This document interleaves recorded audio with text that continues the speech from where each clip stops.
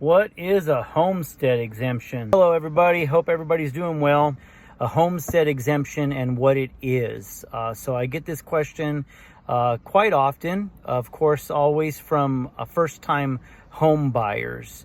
And as a first-time buyer, really, you have a number of advisors that are helping you in the process of buying your first home and getting your first mortgage. You have your realtor, your real estate agent who's helping you, your mortgage lender, and also the closing attorney. And so typically you'll hear this explanation. You should hear this explanation multiple times throughout the process. And every closing attorney I think that I've sat with in the Birmingham area, when they're with a first-time home buyer, they always explain how the homestead exemption works and encourages the buyer to go out and file their homestead exemption as soon as possible after closing so that they don't forget. So what is it?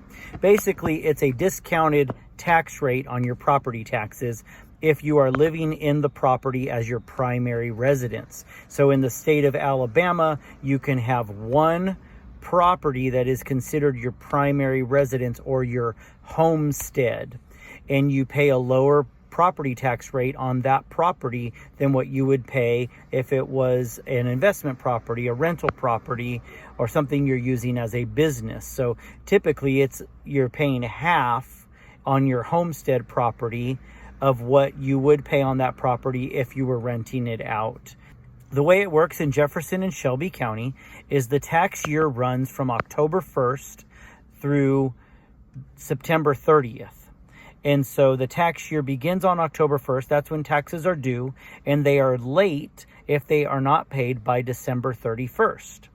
And at the end of the year, beginning of the new year, then the tax assessor in that county sends information to your mortgage lender to if there's any adjustment to your taxes. So typically year by year goes by, and some years your tax rate goes up a little bit.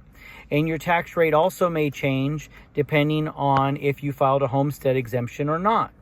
So for an example, when you buy a home, you're going to pay the initial tax rate that you will be taxed in that first year that you live in the house will be the same as what the previous owner paid. So if you're buying a property that's a rental property, you're going to pay a higher tax rate until the beginning of the new year. The tax assessor will notify your mortgage company if the tax rate has changed. So let's say I have a customer that's buying a property in August, and it's a rental property. Let's say their property taxes on that are $2,000 because it's around a $200,000 house in the Birmingham market, Birmingham, Alabama area.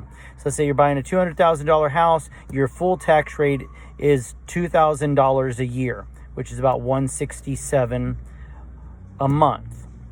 Now, you file your homestead in September. As soon you close on the property in August, you go the next business day and you file the homestead exemption with your local county. And now they have it on record that this is your homestead. So starting in October, they know that this is your homestead. That goes into the record, but they don't really notify your mortgage company until maybe January of the coming year is when they notify your mortgage company that your tax rate has gone down, that that's a homestead property and you don't have to pay the full $2,000 a year, the full $167 a month. Now your tax rate goes down to $1,000 a year, or about $83 a month. And you would be notified from your mortgage company sometime between February and April of that next year if you bought the property in August. So you would pay that higher tax rate really only for the month of September. And then your mortgage company would adjust it going back to October 1st, and you would have too much money in your escrow account, and around March they would be sending you a check saying, hey, you were overpaying on your taxes. Your tax assessor let us know that your tax rate is only half of what you were paying, so here's an extra $500 or so, a check for $500, and now your mortgage payment's going to go down by $83 from what you have been paying since October. Because if you closed on the property in August, there's no payment in September, and the first payment would be due in October. So you've made about 4 or 5 payments by that point, and each of those payments was about $83 more than what the tax assessor was going to be charging you. And then your mortgage payment would actually go down beginning that time. So that's when your mortgage company is sending you what they call an escrow adjustment letter. And you get that almost every year.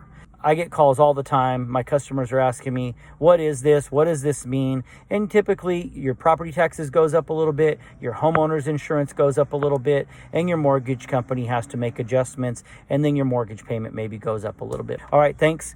Thanks for listening. Thanks for subscribing. Reach out anytime with any questions. I'm always accepting new clients, and I'd love to hear from you. Talk to you soon.